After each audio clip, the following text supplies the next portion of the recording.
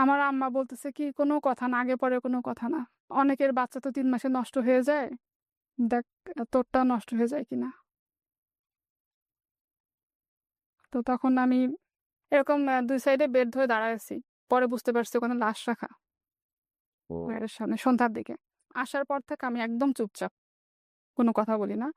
তো আমার আব্বা নাকি বলতো যে আমার মেয়েটা বোবা হয়ে গেছে। তোমরা কখনো যদি সরকারি চাকরি করো, পুলিশের চাকরি করবা না। সরি টু সে, এটা বাবা বলেছে। ডিউ সে রেসপেক্ট। নিজে পুলিশ ছিল এবং হ্যাঁ, আমার শুধু তখন একটা জিনিসই মনে হয়েছে যে কি হবে এখন আমাদের?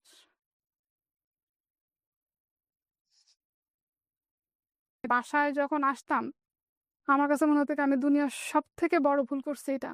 এমন কোনো রাত নাই যে ভাই আমি কান্না করি নাই। এই গল্পের কখনো না কখনো আপনি নিজেকে খুঁজে পাবেন। আসসালামু আলাইকুম প্রিয় দর্শক এবং শ্রোতা। আল্লাহ সর্ব অবস্থায় আমাদের মঙ্গল করুন। সবসময়ের মতো এই প্রার্থনা জানিয়ে শুরু করছি লাইফের একটি এপিসোড। যারা আমাদের অনুষ্ঠানগুলোতে অংশগ্রহণ করতে চান, আপনারা জানেন যে studio of creative arts limited সামাজিক যোগাযোগ মাধ্যমের জন্য বেশ কয়েকটি অনুষ্ঠান নির্মাণ করে। সবই মূলত স্টোরি বেস। একটা হচ্ছে লাইফ, LIFE, যেটা এই মুহূর্তে আপনারা দেখছেন। আরেকটি হচ্ছে ব্র্যান্ডিং বাংলাদেশ এবং আরেকটি হচ্ছে ওয়ানটা আমাদের খুব রিসেন্টলি শুরু হয়েছে, শুধুমাত্র ইউটিউব কেন্দ্রিক। এবং আরও একটি হচ্ছে আপনাদের সবচেয়ে প্রিয় অনুষ্ঠান আমি বলবো আপন ঠিকানা। এছাড়াও আমাদের আরও একটি অনুষ্ঠান রয়েছে প্রবাসীর অন্তর্কথা। সেটা আমরা শুধুমাত্র দেশের বাইরে যারা প্রবাসী জীবন কাটাচ্ছেন, কাটিয়ে ছুটিতে এসছেন, বাংলাদেশে অবস্থান করছেন, তো এরকম মানুষদেরকে নিয়ে আমরা তাদের গল্পগুলো তুলে ধরি। সো যে কোনো অনুষ্ঠানে আপনারা অংশগ্রহণ করতে চাইলে আমাদেরকে ফোন করতে পারেন 09639887777। এটা হচ্ছে আমাদের ফোন নাম্বার। এছাড়া আপনি চাইলে মেইলও করতে পারেন sharemystory24@gmail.com। ভিডিওর কোনাতে দুটোই দেওয়া আছে, নাম্বার এবং ইমেল অ্যাড্রেস, আপনারা দেখে নেবেন। আপনার নামটা একটু বলেন প্রথমে। জি, আমার নাম হচ্ছে নুরুন্নাহার শিমুল। শিমুলের বয়স কত? 38। জন্ম জেলা কোথায়? জন্ম আমার হচ্ছে সাতক্ষীরাতে, বাট আমার হোম ডিস্ট্রিক্ট গোপালগঞ্জ। শুরু করেন আপনি যেখান থেকে বলতে চান, যেভাবে বলতে চান। আমার বাবা সরকারি চাকরি করতো, সেই সুবাদে হচ্ছে বিভিন্ন জায়গায় থাকা এবং সেজন্য হচ্ছে আমার জন্ম সাতক্ষীরাতে। আমরা হচ্ছি ৪ ভাই বোন। আমি হচ্ছে ভাই বোনের মধ্যে মেজো। আমি খুব দুরন্ত টাইপের ছিলাম, কথাবার্তা বেশি বলতাম। তারপরে চটপটা ছিলাম। বাট আস্তে, আস্তে সেটা হচ্ছে ৫ বছর বয়সে এসে চেঞ্জ হয়ে যায়। তো আমার যখন ৬ মাস বয়স, তখন আমার বাবা হচ্ছে পোস্টিং হয়ে আসে সাতক্ষীরা কালীগঞ্জ থানায়। জি। তো তখন ওই বাসায় যে ভাড়া নেয় বাড়িওয়ালি, উনি আমাকে দেখে হচ্ছে কোলে করে নিয়ে যায়। দেখতেছে যে মা একা পারতেছে না ২ টা বাচ্চা নিয়ে। ১.৫ বছরের ছোট বোন উনি কোলে করে নিয়ে যায়। ওই কোলে করে নিয়ে যাওয়ার পর থেকে ৫ বছর আমি হচ্ছে বড় হয়েছি উনার কাছে। এই কোলে করে নিয়ে যাওয়ার দিয়ে যায়নি? না দিয়ে গেছে। মানে এতই ভালোবেসে ফেলেছে যে হ্যাঁ, আপনাকে সবসময় কোলে তুলে আমাকে আসছে। আচ্ছা। সবসময় কোলে করে রাখতো। বাড়িওয়ালের হচ্ছে উনার ২ ছেলে মেয়ে। ছেলে আর মেয়ে তখন ২ জনই হচ্ছে কলেজে পড়ে। আর উনার মেয়ের নাম ছিল হচ্ছে আনোয়ারা। আমি ডাকতাম হচ্ছে আনো আপা। ৫ বছর পর্যন্ত আমার আব্বার যতবার পোস্টিং হয়েছে আমার আব্বা পোস্টিং ক্যানসেল করছে। ক্যানসেল শুধুমাত্র আপনি এখানে আমার জন্য। ওকে। পোস্টিং এর কথা শুরু হলে আমি সিক হয়ে যেতাম। তো আব্বা জানে যে ওখান থেকে নিয়ে গেলে আমি অসুস্থ হয়ে যাব। তো ৫ বছর পরে যে পোস্টিংটা হলো ওটা আব্বা ক্যানসেল করতে পারেনি। আব্বা তখন ট্রান্সফার হয়ে বরিশাল পিরোজপুর, যেটা পিরোজপুরে আসলো। তো কিসের জব আসার করতো আপনার বাবা? পুলিশের চাকরি করতাম। ট্রাকে যখন আব্বা সবকিছু তুললো আমাকে আব্বা কোলে নিছে। উনি তখন চিৎকার করে কান্না করত। আ আপনার মেমোরিতে আছে এটা? হ্যাঁ, এটা আমার খুব মনে আছে। ওই বাসা থেকে মাটির রাস্তা ছিল কতখানি। তো ট্রাক যতক্ষণ মাটির রাস্তা দিয়ে আসছেনি অতক্ষণ পর্যন্ত কান্না করতে, করতে ট্রাকের পিছনে আসছে। আমি এত কথা বলতাম ছোটবেলায়, ওদিন নাকি আমি কোনো কান্না করিনি। আসার পর থেকে আমি একদম চুপচাপ। কোনো কথা বলি না। তো আমার আব্বা নাকি বলতো যে আমার মেয়েটা বোবা হয়ে গেছে। অনেকটা ইন্ট্রোভার্ট টাইপের। ইন্ট্রোভার্ট মানে একদম এক্সট্রিম লেভেলের ইন্ট্রোভার্ট। একটা সময় পরে কি হলো, আমার ছোট চাচার সাথে হচ্ছে ওই যে আমার যে বড় আম্মার কথা বললাম, উনার যে মেয়ে ছিল, আনো আপা বলতাম, উনার বিয়ে হলো। তারপরে পিরোজপুরে ৫ বছর, এর মধ্যে ওনারা বেশ কয়েকবার আসছে। আমরা বেশ কয়েকবার গিয়েছি, দেখা সাক্ষাৎ হয়েছে। কিন্তু ওই যে আগের যে একটা আমি কথা বলতাম, মিশতাম, ওই জিনিসটা আমার মধ্যে ছিল না। তো এরপর থেকে হচ্ছে পড়াশোনা শুরু হলো। তো আমি ছোটবেলা থেকে আলহামদুলিল্লাহ খুব বেশি ভালো না হলেও আবার খুব বেশি খারাপ স্টুডেন্টও ছিলাম না। তো কেন যেন ছোটবেলা থেকে মনে হতো কি বড় বোন আদরটা বেশি পাচ্ছে। আমি কম পাচ্ছি। সবকিছু থেকে আমি বঞ্চিত হচ্ছি। ক্লাস 3 কি 4 এ যখন পড়ি তখন হচ্ছে পিরোজপুর শিশু একাডেমিতে হাতের লেখায় আমি 2nd হই তখন। হুম। 2nd পুরস্কার পেয়ে আসলাম। অনেকগুলা বই, তারপর হচ্ছে কলম, তারপরে হয়তো আরো কিছু ছিল সাথে। ক্লাস 5 পর্যন্ত ওখানে পড়ছি। তো 5 এর অর্ধেক বছর তখন আমরা গোপালগঞ্জ চলে আসছি গোপালগঞ্জ। ওখানে ৩ বছর ছিলাম। তো 98 এ যে বন্যাটা হলো, ওই বন্যার সময় হচ্ছে আমার স্কলারশিপ দেওয়ার কথা ছিল। তো 5 এ তখন দিতে পারিনি। ২০০১ সালে আমরা ঢাকায় আসি। 8 এর মাঝামাঝি সময়টাতে। আমি আমার বড় বোন যেহেতু পিঠাপিঠি ছিলাম, পড়াশোনা করছি একই সাথে একই ক্লাসে। তো ভর্তি করায় দেয়। তো ওখানেও হচ্ছে আমি 8 এর সেকেন্ড টার্ম পরীক্ষা দিই। সেকেন্ড টার্ম পরীক্ষাতে রেজাল্ট মাশাআল্লাহ ভালো হয়। তো আমাদের বিজ্ঞান স্যার ছিল লিটন স্যার। একটা বেত নিয়ে সবসময় ঢুকতো বিজ্ঞান ক্লাস নিতে গেলে। স্যারের ইয়াটাই ছিল যে আমি আজকে ক্লাসে আসছি মানে সবাইকে একটা হলেও পিটুনি খাইতে হবে। পিটুনি খেতে হবে। হ্যাঁ। তো এসে বলতো ১ টা পৃষ্ঠা বা ২ টা পৃষ্ঠা এরকম পড়া দিচ্ছি, এটা পড়ো। এখান থেকে শর্ট কোয়েশ্চেন ধরবো। হুম। তো এরকম ধরতো, সবাই মাইর খেত। হ্যাঁ, আলহামদুলিল্লাহ আমি কখনো স্যারের কাছে মাইর খাইনি। আমি ১ পৃষ্ঠা হলে পড়লো, একটা প্রশ্ন করলো, আমি আনসার দিতে পারতাম। তো 8 এ যখন স্কলারশিপের রেজিস্ট্রেশন হবে তখন হচ্ছে স্যার আমাকে বলতেছে কি, শিমুল তোমার রেজাল্ট তো ভালো, তুমি স্কলারশিপটা রেজিস্ট্রেশন করো। তো আমি বলছি ঠিক আছে স্যার, আমি বাসায় কথা বলবো। তো বাসায় কথা বলবো বলার পরে বাসায় এসে যখন বলছি, তো আব্বা আম্মা বলছে দরকার নাই, বছরের মাঝখানে আসছো, ভালো করে পড়াশোনা করতে পারো না। তো আমি স্যারকে যে কথা বলছি। তো স্যার কি করছে, যেদিন তুমি রেজিস্ট্রেশন লাস্ট ডেট, ওদিন আমাকে বলতেছে কি চলো তোমার বাসায় যাবো। এসে মাকে বলতেছে যে ভাবি পারবেও, আমি সে আত্মবিশ্বাস আছে দেখে হচ্ছে ওকে আমি রেজিস্ট্রেশন করানোর কথা বলতেছি। ওদিন থেকে নিয়ত করছে হ্যাঁ আমার স্কলারশিপ পেতে হবে। বৃত্তি পরীক্ষা দিলাম, দেওয়া শেষ। এই যে পুরো পরীক্ষাটা আমি দিলাম, এই পরীক্ষার মধ্যে কিন্তু আমার আব্বা আম্মা একবারও জিজ্ঞাসা করে নাই যে পরীক্ষা কেমন হচ্ছে। আমার আব্বা কিন্তু ছোটবেলা থেকেই পড়াশোনার ব্যাপারে খুবই সিরিয়াস। আমাদেরকে নিয়ে বসতো, নিজে হাতে পড়াইতো, পড়াশোনার জন্য টিচার লাগবে, কি লাগবে, এ লাগবে, সবকিছু। কিন্তু আপনার ব্যাপারে উদাসীন। হ্যাঁ, আমার ব্যাপারে উদাসীন, এটা ইচ্ছাকৃতভাবে করতো নাকি হয়ে যেত এটা আমি ভেবে বলতে পারবো না। আমার বড় বোন হচ্ছে ক্লাস 5 এ যখন বৃত্তি পরীক্ষা দিবে, তখন আমরা পিরোজপুরে। তো ওই সময় হচ্ছে ও আমার থেকে 1 ক্লাস উপরে ছিল। পরে সামহাও আবার একসাথে হয়ে গেছি আমরা। ওর বৃত্তি পরীক্ষার সময় আমার আব্বা যখন সরকারি চাকরি করতো, 15 দিন ছুটি নিয়ে নিয়েছিল আব্বা। আমার ছোট চাচা আ নরসিংদী পলাশ সার কারখানায় কেমিস্ট ছিল। চাচা নরসিংদী থেকে চলে গেছে পিরোজপুরে। মানে বড়জনের জন্য এই পরিমাণ অ্যাটেনশন, হ্যাঁ, সেটা ঠিক রিভার্স ছিল এবার ওনার জন্য। আমার জন্য। সেটা পরে আমার বোন বলছে, বলে তুই তো অনেক ভদ্র ছিলি, পড়াশোনা করতি, এজন্য তোর খেয়াল রাখতো না। আমি তো অনেক ডান পিঠে তাই ছিলাম, হয় নাকি? এত বেশি তো হওয়ার। পড়াশোনার কোনো আগ্রহ ছিল না। এইজন্য আব্বা আমাকে গার্ড দিয়ে রাখতো, যাতে করে আমি একটু পড়াশোনা করি। তুই তো এমনিই করিস। হ্যাঁ, এই জিনিসগুলো আমি জাস্ট আমার আক্ষেপ থেকে বলতেছি, বাট আমার এটা নিয়ে কোনো অভিযোগ নাই। পরীক্ষা শেষ যখন, হুম। ওদিন রাতে আব্বা এসে বলতেছে, পরীক্ষা তো দিছো, আ পাবা কি বৃত্তি? তো আমি বলছি আব্বা যদি একজনও পায় আমি পাবো। ওকে। আব্বা গোপালগঞ্জ থেকে যখন ঢাকায় আসছে, আব্বা হঠাৎ করে চাকরি ছেড়ে চলে আসছে। আসার পরে পেনশনের টাকাটা নিয়ে আব্বা চেষ্টা করতেছে বিভিন্ন জায়গায় বিজনেস করার। যেহেতু গভর্নমেন্ট জব করছে, তার বিজনেসের কোনো অভিজ্ঞতা নাই, তার ব্যবসার কোনো অভিজ্ঞতা সো নাই। এটা ক্লাস 8 এ থাকা অবস্থায় আপনার বাবা পেনশনে চলে আসে। হ্যাঁ, আব্বা রিটায়ারমেন্টে চলে আসে। ওকে, পজিশন কি ছিল? আব্বা ছিল হচ্ছে সাব ইন্সপেক্টর। লাস্টে আব্বার পোস্টিং হয় ঢাকাতে। তো আব্বা বলে কিনা আমি ঢাকায় পোস্টিং নিয়ে এই জব নিয়ে আমি যাব না। আমার জায়গা থেকে, আমার ইথিক্স এর জায়গা থেকে আমি ঠিক থাকতে পারবো না। সেটা আমি যেহেতু করতেই পারবো না, আমি চাকরি ছেড়ে দিব। অনেক অনেস্ট বেশি অনেস্ট ছিলেন। অনেস্ট ছিল, এবং আমাদেরকেও বলে গেছে তোমরা কখনো যদি সরকারি চাকরি করো, পুলিশের চাকরি করবে না। সরি টু সে, এটা বাবা বলেছে। ডিউ সে রেসপেক্ট। নিজে পুলিশ ছিল এবং হ্যাঁ, ইভেন আমার আব্বা পেনশন সবকিছু বিক্রি করে চলে আসছে। তারপরে ঢাকায় এসে বিভিন্ন রকম ব্যবসার আ শুরু করার চেষ্টা করলো। কিন্তু আল্টিমেটলি কিছুই করতে পারে না আব্বা।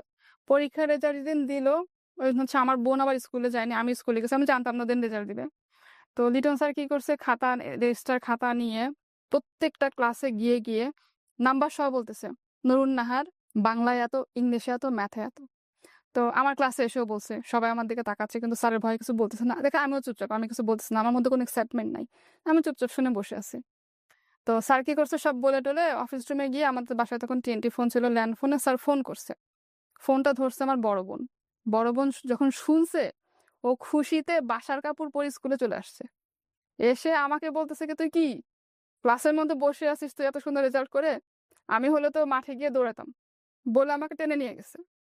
কারণ আমার মধ্যে তো ওই জিনিসটা নাই যে আমি ভালো কিছু করতেছি, সেটা আসলেই কি ভালো। এটা কিন্তু খুব ইম্পর্টেন্ট, বিকজ এই অ্যাপ্রিসিয়েশন মানুষের জীবনে খুব রাইট। জরুরি। অ্যাপ্রিসিয়েশনটা ফ্যামিলি থেকে ছিল না বলেই ওনার কিন্তু এই কনফিউজ মুভমেন্ট। জি। তারপরে তো আব্বা খুশি, আমাকে চেন কিনে দিল। তারপরে হচ্ছে সবাইকে পুরান ঢাকা থেকে মিষ্টি এনে, আমি তখন ক্যান্টনমেন্টে, আমি ঢাকায় এসে ক্যান্টনমেন্টে আসছি, ওখানেই এখন হুম। আছে। আব্বা তখন হচ্ছে পুরান ঢাকায় ইসলামপুরে ২ টা কাপড়ের দোকান নিছে ওকে। ব্যবসার জন্য। তো ওখানেও ভালো করতে পারিনি।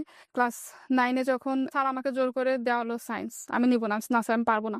9 এ চলতেছে ভালোভাবে কিন্তু আমি কথা বলতাম না। স্কুলেও কথা বলতাম না, বাসায়ও কথা বলতাম না। ওই যে ইন্ট্রোভার্ট টাইপের যেটা রয়ে গেছে, বাইরে গিয়েও কথা বলতাম না। আমার যে টিচার পড়াইতো ওনার নাম ছিল মনা ভাই।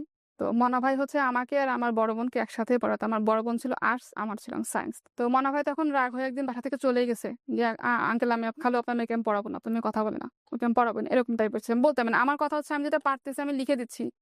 ফিজিক্স, কেমিস্ট্রি আমি লিখে দিচ্ছি। কিন্তু আমি আবার আপনাকে বোঝাবো কেন? 9 গেল ক্লাস 10 এ আমি যখন প্রি-টেস্ট পরীক্ষার সময় হচ্ছে আমার টনসিল ইনফেকশন হলো। এটা ছোটবেলা থেকেই ছিল। Immediately operation করাইলো।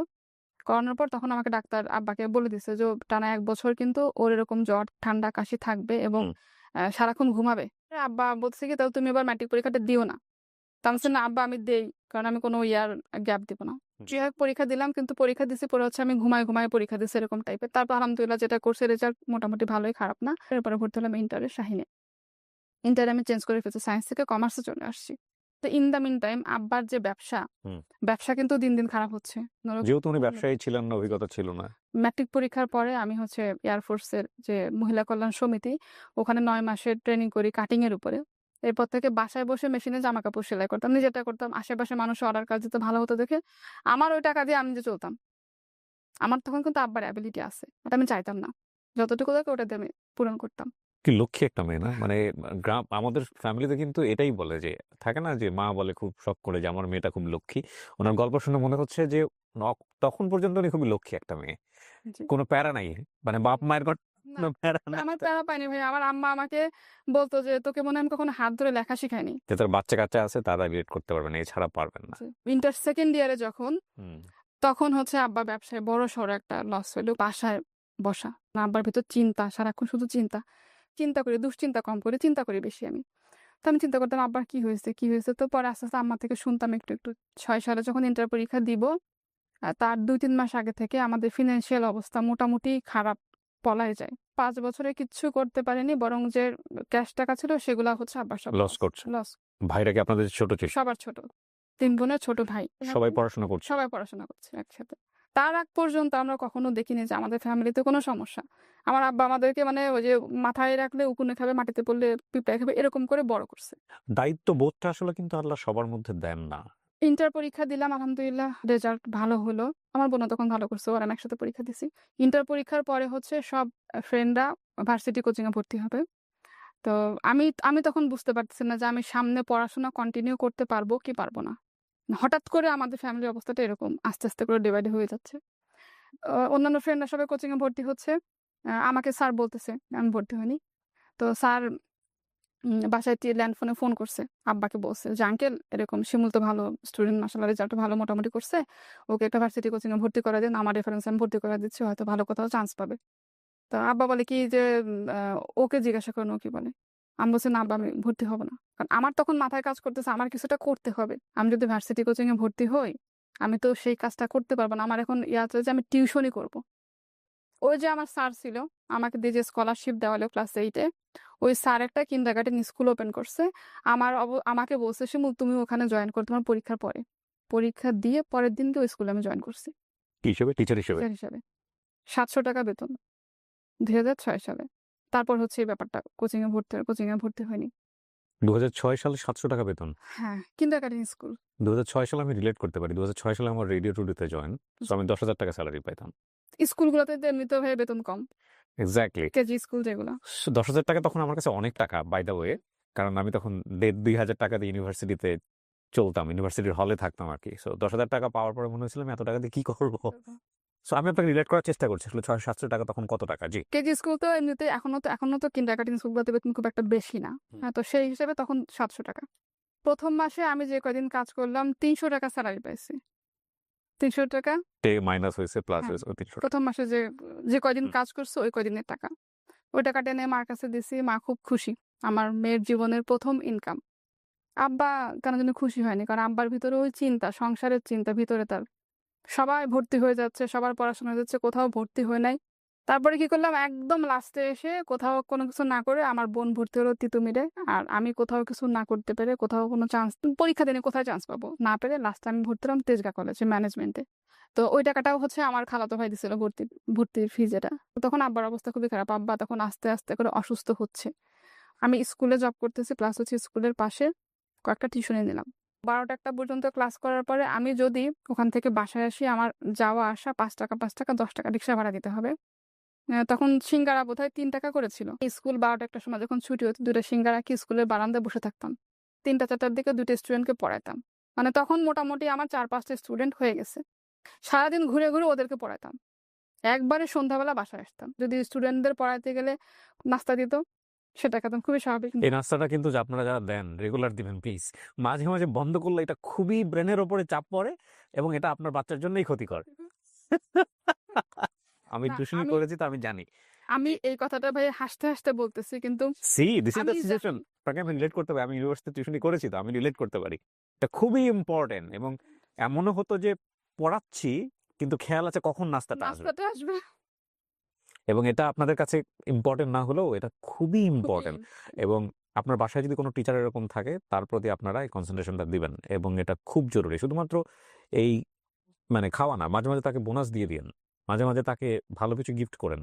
হ্যাঁ, এটাতে আপনার সন্তান হেলদি থাকবে এবং definitely it's a kind of সাদাকা আমি মনে করি। জি, তারপরে হচ্ছে ওই স্কুলটা আমার বাসা থেকে একটু পেছন দিকে ছিল। এর মধ্যে আবার আমার এলাকার আরেকটা ভালো স্কুল থেকে একটা অফার আসলো আপনি ম্যানেজমেন্টে ভর্তি হন? ম্যানেজমেন্টে। ওকে, ফাইন। তখনও আমি কিন্তু ভর্তি হইনি, এটা ভর্তি হওয়ার আগের কথা, রেজাল্টের পরে যখন স্কুল চেঞ্জ করলাম ওখানে চাকরি হয়ে গেল। ওখানে তখন 1200 টাকা বেতন।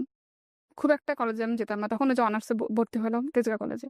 তখন স্কুল বাসা থেকে একদম কাছে, স্কুলে যেতাম। স্কুল থেকে এসে গোসল করতে করতে 4 জন স্টুডেন্ট 4-5 জন আসতো, ওদেরকে পড়ানো শেষ করতে করতে আমি আবার খেতাম। ওদের পড়া শেষ করায় আমি আবার রেডি হয়ে ওদের সাথে বের হয়ে যেতাম। সব শেষ করে বাসায় আসতে আমার 8টা থেকে 9টা বাজতো। ওই সময়টাতে আমার আব্বা টোটালি অসুস্থ, বেডরিডেন মানে বিছানায় পড়া? একদম। আব্বার যেটা ছিল liver cirrhosis. In the meantime আব্বাকে অনেকবার ডাক্তার দেখানো হয়েছে, কেউ বলতো না যে আপনার লিভারের এই কন্ডিশন। 7 সালের থেকে আব্বাকে মাসে একবার হইলেও হাসপাতালে ভর্তি করতে হতো। কারণ যখন তখন আব্বার প্রচন্ড ব্যথা উঠতো, পেট ফুলে যেত, ব্যথা সহ্য করতে না পেরে মুখের মধ্যে হাত দিয়ে বমি করার চেষ্টা করতো একা একা। আশেপাশের বাসার মানুষজন দেখতো আব্বা কিভাবে চিৎকার করতেছে, সে অসহায়ত্ব, ওটা বাবাদের অসহায়ত্ব সহ্য করা যায় না। দেখা যায় না। তখন পুরো সংসারটা চলতে হচ্ছে, মানে ওই কয় টাকা আমি যে পাচ্ছি ওটা দিয়ে, প্লাস ওটার মধ্যে আব্বার মেডিসিন, বাকি ভাই বোনের পড়াশোনা। আর তখন আমার বড় বোন আবার কয়েকটা নিল, টিউশনি নিল। খরচ বেশি হবে দেখে বাসার 5 তলা থেকে নিচতলায় আসলাম। নিচতলা বাসাটা ছোট। এই করে করে 2007 গেল, 8 গেল, 9 সাল। পেট ফুলে যেত, চিৎকার করে সারা রাত কান্না করতো, রাতে আমরা ঘুমাতে পারতাম না, আহা, আব্বাকে নিয়ে বসে থাকতাম। মানে এরকম একটা অবস্থা। সো এমনিতে ফিনান্সিয়াল কন্ডিশন তখন খারাপ। তারপরে হচ্ছে ওই 3 বছর আব্বা ট্রিটমেন্ট করাতে গিয়ে মানে আমার আম্মার স্বর্ণ পর্যন্ত বিক্রি করে দিছে, কিছু নাই, উল্টা আরো লোন হয়েছে মানুষের কাছ থেকে। আমাদের এলাকায় এক আপা ছিল, খ্রিস্টান উনি, ম্যাটারনিটির ডক্টর ছিল, ম্যাটারনিটি। তো ওই আপা সব রিপোর্ট দেখে বলতেছে কি যে তোমরা তো একটু বড় হয়েছে, এখন তো বুঝো, যদিও বলা ঠিক না, তারপরে বলি বাবা তো খালুর পিছনে অনেক টাকা খরচ করছো, আর কোনো টাকা পয়সা তোমরা খরচ করো না। মানে দেয়ার ইজ নো হোপ। হ্যাঁ, বাবা বিছনায় পড়ে আছে এরকম ভাবে তো কেউ দেখতে পারে না। তো আমরা চেষ্টা করছি, ঠিক আছে দেখি কি হয়, দেখি কি হয়। তারপরে একজন বলল কি যে পিজিতে নিয়ে যাও। তো নিয়ে গেলাম পিজিতে আব্বাকে। আমার এক স্টুডেন্টের চাচা, উনি বলতেছে কি যে ম্যাডাম আপনি সারাদিন এত কষ্ট করে বাচ্চা পড়ান, স্কুলে চাকরি করেন, বিভিন্ন জায়গায় দৌড়াইয়া কয় টাকা বেতন পান, তার থেকে বেটার আপনি একটা জায়গায় আপনাকে জব দেয়, আপনি ওই জবটা করেন, এই স্যালারিটা আরো বেশি পাবেন একটা জায়গায় জব করে। আমি তো এটা করতেছি, আমার বড় বোনকে দেন। বড় বোনের হচ্ছে 2009 সালের মে মাসে একটা জব হয়, এটা উত্তরাতে একটা ব্রোকারেজ হাউসে। উনি কি পড়াশোনা অবস্থায় জবে ঢুকে? পড়াশোনা অবস্থায় জবে ঢুকে। এর মাঝে ভাই আমি যখন স্কুলে জব করতাম, তখন আমি ইন্টারের পরে যখন অনার্সে ভর্তি হলাম, অনেক জায়গায় সিভি দিছি, বিভিন্ন অফিস থেকে কল আসতো, ইন্টারভিউতে যেতাম। তখন পর্যন্ত আপনার জীবনে কোনো মানুষ আসেনি মানে লাইক না, ইউ লুক বিউটিফুল, কেউ না কেউ তো পোক করার কথা? করছে ভাই, কিন্তু ওই সুযোগটা কোথায়? তখন চিন্তা শুধু মাথায় যে আমার ফ্যামিলি, বাবা অসুস্থ, ভাই বোনের পড়াশোনা, আমাদের পড়াশোনা, ফিউচারটা কি, ভবিষ্যৎটা কি, কি করব? এই সেন্সটা কি পরিবারের অন্যান্য ভাই বোনদের মধ্যেও ছিল নাকি আপনি খুব বেশি? আমার মধ্যে তো বেশি ছিল। একটা কথা বলি আপনাদেরকে, মানে ওনার গল্প শুনতে, শুনতে আমার কাছে মনে হচ্ছে অনেক সময় দেখবেন যে অনেকগুলো গাছ ওই একই জাতীয় গাছ চারপাশে আছে, কিন্তু একটা গাছ শক্তিশালী হয়ে গেছে অনেক বেশি। বোনের মে মাসের 1 তারিখে জবে জয়েন করলো, আমার আব্বাকে মে মাসের 2 তারিখে পিজি হাসপাতালে নিয়ে যায় আমি, আমার মা হুম। আর হচ্ছে আমার এক মামা নিয়ে আব্বাকে আউটডোরে দেখাইছে। দেখানোর পর আব্বাকে বলতেছে কি যে আপনাকে অ্যাডমিট হতে হবে। কি হয়েছে না হয়েছে কোনো কিছু বলেনি। তো আব্বাকে পিজিতে অ্যাডমিট করলো মে মাসের 2 তারিখে। তো প্রথম দিন যখন আব্বাকে ভর্তি করলাম পিজির এ ব্লক, বি ব্লক, হুম। সি ব্লক এরকম। আব্বার টেস্টের রিপোর্ট এক জায়গায় জমা দিতে হবে, এক জায়গায় টাকা জমা দিতে হবে। তো আমি একটা মেয়ে মানুষ, আমার তখন বয়স কত হবে 19-20 এরকম। কিচ্ছু চিনি না, কিছু বুঝিও না। জাস্ট অন্ধের মতো ওই রিপোর্টগুলা নিয়ে, স্যাম্পলগুলা নিয়ে বিভিন্ন জায়গায় জায়গায় ঘুরতেছি সকাল থেকে। এই সব কিছু করে বিকালবেলা যখন হচ্ছে আবার কিছু একটা নিয়ে যখন গেট দিয়ে বের হয়েছি, তখন মাথায় একটা চক্কর দিছে। তখন মনে পড়ছে আমি সারাদিন তো কিছু খাইনি আজকে। এর মধ্যে আমার হচ্ছে অনার্স ফার্স্ট ইয়ার ফাইনাল পরীক্ষা। বই খাতা কিনতাম না। আমার 2 টা ফ্রেন্ড ছিল। ওই 2 ফ্রেন্ড হচ্ছে আমাকে পরীক্ষার রুটিন দিলে আমাকে জানাইতো। 2 ফ্রেন্ডে যেকোনো একটা রুটিন দিছে। রুটিন পেয়ে আমি ওদের হেল্প নিয়ে নীলক্ষেতে গিয়ে পুরানো বই কিনতাম। একটা সাজেশন বুক কিনতাম। তো এইভাবে আগের দিন রাতে পড়ে পরীক্ষা দিতাম। তো আব্বা যখন হাসপাতালে ভর্তি পিজিতে, তখন হচ্ছে আমার অনার্স ফার্স্ট ইয়ার ফাইনাল পরীক্ষা। আব্বা কিন্তু হেঁটে, হেঁটে গিয়ে হচ্ছে হাসপাতালে ভর্তি হলো। কিন্তু প্রত্যেকদিন যেটা হতো সকালবেলা হচ্ছে এক ঝাঁক ইন্টার্ন ডক্টর আসতো। সরি টু সে আমি এখানে কাউকে ছোট করে বলছি না বা কাউকে মানে করেও বলছি না। আমার পরে যেটা বুঝতে পারছি, আমার আব্বার উপর এক্সপেরিমেন্ট করা হয়েছিল। এটা হয়। যে ডাক্তারটা ছিল উনি একটু অল্প বয়স্ক করে, উনি এসে মাঝে, মাঝে আমাকে জিজ্ঞাসা করতো যে, তোমাদের কোনো রিলেটিভ বা কেউ ডাক্তার আছে? তা আমি বলছি না। তখন বুঝতাম না কেন জিজ্ঞাসা করে। ওকে। পরে সেটা বুঝতে পারছি যে কেন জিজ্ঞাসা করে। আবার কোনো রিপোর্টের কথা জিজ্ঞাসা করলে তো স্যার কি সমস্যা? বলে এটা বুঝবা না তুমি। আর মা তো কথাই বলতো না। জিজ্ঞাসা করলেও বলতো কি এটা আপনি বুঝবেন না খালাম্মা। প্রত্যেকদিন সকালে আব্বার সকল টেস্ট চেঞ্জ, সকল ওষুধ চেঞ্জ। আবার সকাল থেকে শুরু হতো দৌড়াদৌড়ি। বিভিন্ন জায়গায় ব্লাড দেওয়া, স্যাম্পল টেনে দিয়ে যেত, ওটা জমা দিতে হতো। টাকা জমা দিতে হতো। আবার সন্ধ্যাবেলা রিপোর্ট আনতে হতো। অনেক সময় এমনও হয়েছে যে রিপোর্ট জমা দিতে গেছি, স্যাম্পল নিয়ে গেছি, বুঝি নাই, সন্ধ্যা হয়ে গেছে। সারাক্ষণ দৌড়াচ্ছি। খাওয়া নাই, দাওয়া নাই, আব্বার জন্য সারাক্ষণ দৌড়াচ্ছি। এরকম 2 সাইডে বেড ধরে দাঁড়ায় আছি।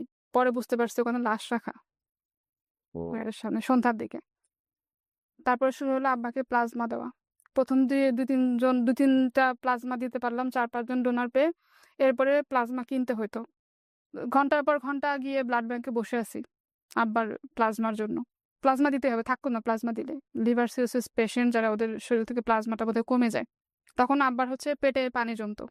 পেটে পানি জমতে কিছু খেতে পারতো না, ওরকম চিৎকার করে কান্নাকাটি করতো। তো একবার পেটে থেকে পানি বের করছে এর মধ্যে। এর মধ্যে আমি 3টা পরীক্ষা দিছি। রাতের বেলা আব্বা বেডে ঘুমাতো, মাঝখানে জায়গা, এই পাশে একটা বেড, ওই পাশে মানে ওই বেডে পেশেন্ট, নিচে পাটি বিছায় বা একটু চাদর টাদর বিছায়, মা একটু কোনো রকম কাঁথরে শুতো, আর আমি এই জায়গাটায় ওই ডিম আলো, যে আলোর মধ্যে বসে বসে রাতের বেলা একটু পড়তাম। পড়ে পরের দিন সকালে যে পরীক্ষা দিতাম। এর মাঝে আমার ছোট ভাইকে নিয়ে আসছি যে আমি একা আর পারতেছি না এভাবে দৌড়াদৌড়ি করে, আবার আমার পরীক্ষা শুরু হয়েছে, তুই একটু থাক। তো ও ছোট মানুষ, 6-এ পড়ে, 7-এ পড়ে। তারপরে মাশাআল্লাহ ভাই অনেক করছে। আমার বোন বলতেছে কি যে কালকে তো শুক্রবার, আমার অফিস বন্ধ, আমি হসপিটালে আসি, তুই জামা কাপড় সব নিয়ে বাসায় আয়, ওগুলো একটু ধোয়া লাগবে, ক্লিন করা লাগবে, আবার জামা কাপড়ও ধোয়া লাগবে। এর মাঝে আমি ভাই একদিনও বাসায় আসিনি। ও শুক্রবার দিন হচ্ছে গেছে, শুক্রবারে বাসায় আসছে। শুক্রবার সারাদিন, যে শুক্রবারের ভোর রাতটা শনিবার শুরু হবে, ওই সময় আব্বা প্রচন্ড অসুস্থ। আমার বোন হচ্ছে কাজিন টাজিন সবাইকে ফোন দিয়ে বলছে, আমার খালাতো ভাইটাই যারা আছে সবাইকে ফোন দিয়ে বলছে যে আব্বার এরকম খুবই খারাপ অবস্থা, আপনারা পারলে আসেন। তো সবাইকে বলছে কি আমাকে না বলতে। আমি আমার 2টা ভাই বোন নিয়ে একা বাসায়, আর কেউ নাই বাসায়। তো সামহাও বাড়ি থেকে আমার এক কাজিন, মামাতো বা খালাতো বোন হবে, আমার বোনকে ফোন করতে গিয়ে ভুল করে আমাকে, ও খবর পাইছে, খবর পেয়ে ভুল করে আমাকে ফোন করছে। আমাকে ফোন করে বলতেছে যে কিরে খালুর কি অবস্থা, খালু নাকি অনেক অসুস্থ। আমি বলছি কি বলেন? তো আমি সঙ্গে সঙ্গে আমার বোনকে ফোন দিছি। তখন হচ্ছে ফজরের আজান দিছে। ও দূরে চলে গেছে, বাট আমি শুনতে পাচ্ছি আব্বা যে চিৎকার করতেছে ব্যথায়। তো বলছে কি যে আব্বার শরীরটা একটু খারাপ, তো ব্যথা অনেক বেশি হচ্ছে, আব্বা খুব চিৎকার চেঁচামেচি করতেছে। তো আমি এখনই আসি, বলে কি এখন আসিস না, একটু ভোর হোক, তারপরে ওদেরকে, বাকি 2 ভাই বোনের কথা বলতেছে, ওদেরকে নিয়ে তারপর আসিস। না, আমাকে আবার বলছে কি যে আব্বাকে আমরা বাড়ি নিয়ে যাবো। আব্বা বারবার করে বলতেছিল যে আমাকে গ্রামে নিয়ে চলে, আমি থাকবো না। তো বলছে কি যে আব্বার কয়েকটা কাপড় চোপড় নিয়ে আসিস।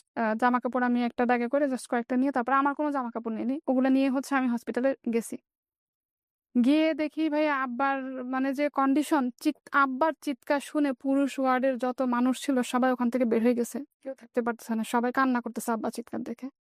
আব্বা শুধু বলতেছে যে ডাক্তারকে আপনাদের হাতে পায়ে ধরে আমার পেটের পানি বের করেন। পেট ফুলে এরকম হয়েছে, পেটে ব্যথায় চিৎকার করতেছে। তো ডাক্তার আমাদেরকে বলতেছে কি যে এখন আর বের করার কোনো অপশন নাই। তা আমরা বুঝতে পারলাম আব্বাকে আমরা বাড়িতে নিয়ে যাই। তখন আব্বার অক্সিজেন লাগতেছে, অক্সিজেন সাপোর্ট দিতে হচ্ছে, ফুল অক্সিজেন। তো বেডেই আছে।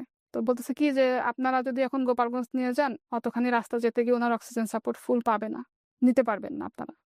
আত্মীয়-স্বজন সবাইকে আসতে বলেন। সবাই আসুক, এসে ওনাকে দেখুক। তারপরও মনের আশা ছাড়ি না যে আব্বা তো এরকম ব্যথায় কান্নাকাটি করে। তো ডাক্তার বারবার এসে বলতেছে আপনাদের সবাইকে আসতে বলেন, সবাইকে আসতে বলেন। সবাইকে বলছি, সবাই যে যেখান থেকে পারছে আসছে। স্যালাইন চলে না, তখনও ডাক্তার এসে এতগুলা টেস্ট লিখে দিয়ে গেছে। একটু পরে নার্স এসে ভেন খুঁজতেছে ব্লাড নিতে। পরে আমরা বলছি কি যে আপনারা যে ব্লাড নিবেন, যে মানুষটা স্যালাইন চলে না, ব্লাড কিভাবে নিবেন? বিকাল হচ্ছে, আস্তে আস্তে করে আব্বার চিৎকার কমে যাচ্ছে আর দোয়া পড়তেছে, কিন্তু প্রচুর কষ্ট পাচ্ছে। তো মাগরিবের সময়টা তখন আত্মীয়-স্বজন সবাই বলতেছে কি আমার বড় বোনকে যে যেহেতু তোমার আব্বা অনেক কষ্ট পাচ্ছে, তুমি যেহেতু বড়, তুমি একটু নামাজ পড়ে আল্লাহর কাছে দোয়া করো যে যদি তুমি তাকে রাখতে চাও তো ভালোভাবে রেখে যাও, না হয় তোমার জিনিস তুমি তোমার কাছে ভালোভাবে সুস্থ ভালোভাবে নিয়ে যাও, এত কষ্ট দিও না। তো এরকম আব্বা এরকম শোয়া, মাথার কাছে আব্বার 2 হাত ধরে এরকম দাঁড়ানো, আব্বার দোয়া পড়তেছে, দোয়া পড়তেছে। আমার মা পার কাছে বসা, ছোট ভাই বোন সবাই দাঁড়ানো, আমরা সবাই মুখে পানি দিচ্ছি। আর আমার বোন হচ্ছে বারান্দায় গিয়ে নামাজ পড়লো। নামাজটা পড়ে জাস্ট এসে দাঁড়াইছে আব্বার কাছে, ও এসে একটু মুখে পানি দিছে। ওই সময়টাই হচ্ছে আব্বা মারা গেল, ঠিক মাগরিবের সময়। তা আমি তখন হাত ধরাবে, তো সবাই কান্না করছে, আমি কান্না করিনি। কেন করিনি ভাই আমি জানি না। আমার শুধু তখন একটা জিনিসই মনে হয়েছে যে কি হবে এখন আমাদের।